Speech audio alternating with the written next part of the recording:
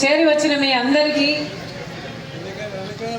రాజశేఖర రెడ్డి బిడ్డ వస్తుంది చూడాలి వినాలి అని మీ పనులు మానుకొని మీరు సమయం చేసుకొని వచ్చారు.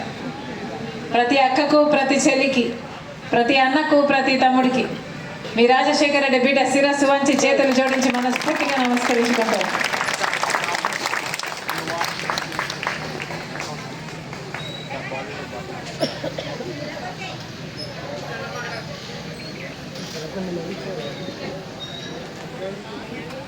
రాజశేఖర రెడ్డి గారు కేవలం 5 సంవత్సరాలు మాత్రమే ముఖ్యమంత్రిగా ఉన్నారు.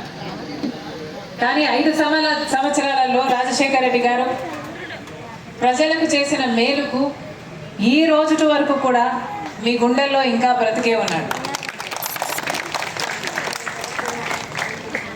అందుకే రాజశేఖర రెడ్డి బిడ్డ వస్తుంది అంటే చూడాలి వినాలి అని ఇంతగా వచ్చారు అంటే మరి వాస్తవానికి రాజశేఖర రెడ్డి గారు చనిపోయినట్ట లేక మీ గుండెల్లో ఇంకా బ్రతికే ఉన్నట్ట?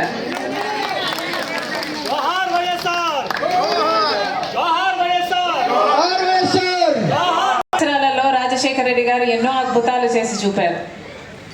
ఉచిత విద్యుత్తో మొదలు పెట్టాడు రాజశేఖర రెడ్డి గారు. ఆ తర్వాత రైతులకి ఎన్నో చేశాడు. పెట్టుబడి ధరలు తగ్గించడం అయితేనేమి, గిట్టుబాటు ధరకు ఇవ్వడం అయితేనేమి, లేక సబ్సిడీ, బీమా, రుణమాఫీ ఇలాంటి ఎన్నో చేశాడు రాజశేఖర రెడ్డి గారు. ఎంతోమంది రైతులు ఆ రోజులు రుణమాఫీతో లబ్ధి పొందారు. మహిళలకు వడ్డీ రుణాలు అయితేనేమి, లేక లక్షల కొద్ది ఇందిరమ్మ ఇల్లు అయితేనేమి ఎన్నో చేశాడు రాజశేఖర రెడ్డి గారు.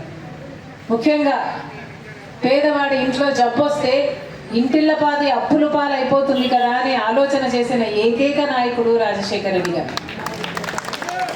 అంతవరకు ప్రపంచంలో ఏ నాయకుడో ఆలోచన చేయలేదు.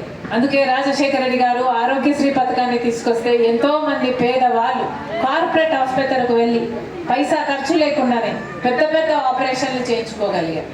ఆ రోజుల్లో రాజశేఖర రెడ్డి గారు ఆరోగ్యశ్రీ అమలు చేస్తే పెద్ద పెద్ద ఆపరేషన్లు చేయడమే కాదు, ఆ తర్వాత మందులు కూడా ఫ్రీగా ఇచ్చేవారు, ఆటో ఛార్జీలు కూడా ఇచ్చేవారు.